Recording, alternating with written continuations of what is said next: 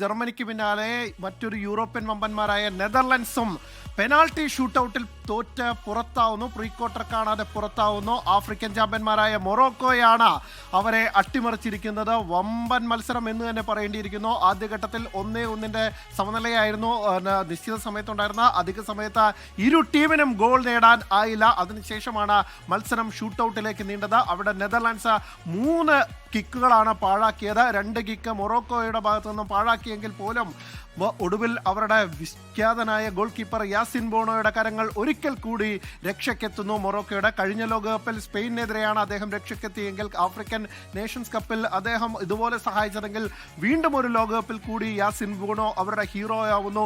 കൃത്യമായി എങ്ങനെയാണോ ഒരു എതിരാളിയുടെ പെനാൽറ്റി കണ്ടുപഠിക്കുക അതുപോലെ പഠിച്ച് നിന്ന് ആ പന്തിൽ നിന്ന് അനക്കമില്ലാതെ നിന്ന് 3ാമത്തെ കിക്ക് തടുത്തിട്ട യാസിൻ ബോണോ ഒരിക്കൽ കൂടി ഹീറോ ആവുന്ന കാഴ്ച കാണുന്നു. അങ്ങനെ 3-2 പെനാൽറ്റി ഷൂട്ടൌട്ടിൽ നെതർലാൻഡ്സിനെ തോൽപ്പിച്ചുകൊണ്ട് അങ്ങനെ വമ്പൻ ഒരു ജയത്തോടുകൂടി മൊറോക്കോ പ്രീ ക്വാർട്ടറിലേക്ക് പോകുന്നു. ഇതിൽ ഏറ്റവും പ്രധാനപ്പെട്ടത് നെതർലാൻഡ്സിന്റെ ലോകകപ്പിനായുള്ള കാത്തിരിപ്പ് നീളുന്നു.